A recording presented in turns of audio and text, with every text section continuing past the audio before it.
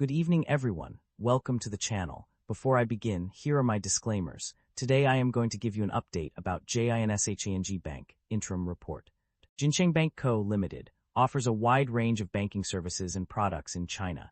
These include corporate banking, corporate loans, advances, trade financing, agency, wealth management, consulting, remittance, settlement, and guarantee services, retail banking, personal loans, personal wealth management, deposit-taking activities, and remittance services for retail customers' treasury business, interbank money market transactions, repurchases, interbank investments, debt security trading, and debt issuance activities, investment management, debt securities investment, distribution, and underwriting of debt financing instruments, special purpose vehicle services, investing in trust plans, asset management plans, and mutual funds.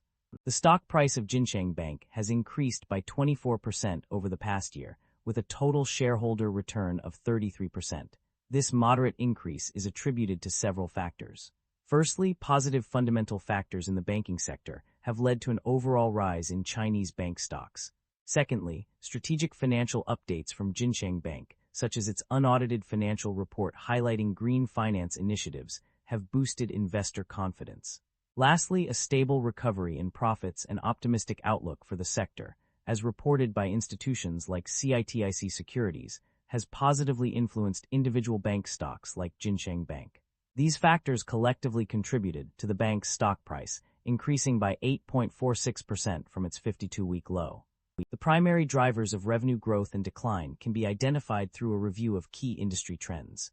Revenue growth is primarily driven by industrial production, equipment manufacturing, strong export growth, investment in high-tech industries, retail banking, and financial markets. These sectors have experienced significant increases in revenue, with notable growth rates including 6.3% in industrial production, 9.6% in equipment manufacturing, and 17.8% in high-tech industries. On the other hand, revenue decline is primarily driven by corporate banking, which has been affected by declining loan yields, intense market competition, and narrowing net interest margins. Additionally, general public budget income has also declined by 6.3%. These factors have contributed to a decrease in revenue for these sectors. Net income and profit margin changes. An overview: the company's net income experienced mixed changes across different segments. While it increased by 2% overall, corporate banking saw a decline of 6.4%.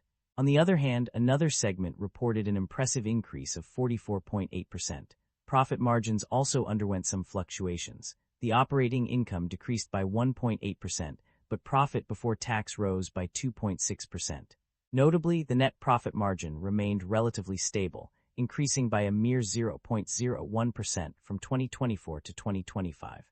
The reasons behind these changes are multifaceted. A decline in loan yields, intense market competition, and slowing macroeconomic growth contributed to decreased profitability. However, an increase in bond investment income helped boost net income in some segments.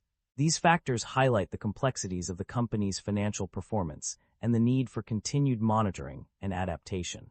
The company's financial performance indicates that it is struggling to generate positive operating cash flow. The data shows a significant net outflow of cash from operations, with a negative operating cash flow and a substantial decrease in cash and cash equivalents. This suggests that the company is experiencing difficulties in managing its finances effectively, resulting in a drain on its available funds.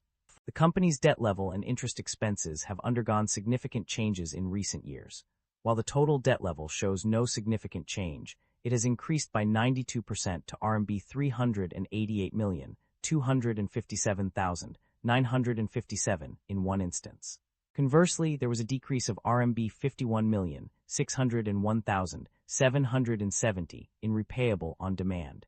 Interest expenses have also fluctuated, with a notable increase of 67% on deposits from banks and other financial institutions. However, interest expenses have decreased by 5.5%, 8.4%, and 6% in other instances.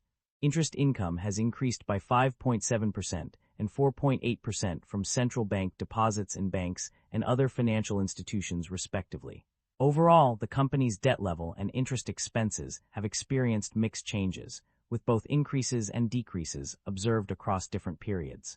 The company's performance across different segments and regions has shown a mixed trend. Notably, the Taiyuan segment has seen significant improvement, with its market share increasing from 56.8% in 2024 to 61.6% in 2025. In contrast, the outside Taiyuan segment has underperformed, witnessing a decline in market share from 43.2% in 2024 to 38.4% in 2025. Management is expressing a positive outlook on the company's future, with several key strategies outlined. The main focus areas include aligning development with provincial policies and intensifying support for key sectors, proactively responding to national policies, and advancing consumer loan transformation, enhancing capacity to meet corporate banking, customers' needs, and promoting medium and long-term manufacturing financing, expanding wealth management products and services, while adapting investment strategy to balance risk and return management, is also prioritizing business continuity, reputational risk management, and strategic planning for the next 5 years. Additionally, they are emphasizing the importance of integral management, accountability, and compliance among employees.